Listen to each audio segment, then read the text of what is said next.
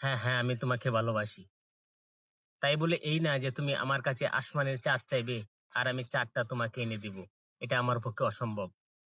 তুমি যদি বলো শাহজাহানের মতো আমি তোমাকে তাজমহল বানিয়ে দিতে, আমার পক্ষে অসম্ভব। আমি তোমাকে ভালোবাসি বলে চণ্ডীদাসের মতো 12 বছর তোমার জন্য বসে বাইতে পারবো না। মজনুর মতো তোমাকে পাগলের মতো ভালোও আমি বাঁচতে পারবো না।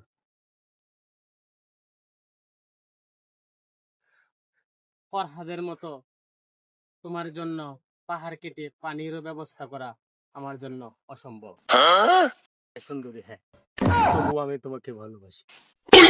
এত বেশি ভালোবাসি যে পৃথিবীর কোনো কিছু দিয়ে আমার ভালোবাসা তুমি তুলনা করতে পারবে না। তোমাকে এত ভালোবাসি। তোমার জন্য এই বুকে কতটুকু ভালোবাসা জমিয়ে রেখেছি একমাত্র আমি জানি, আর জানি আমার আল্লাহ।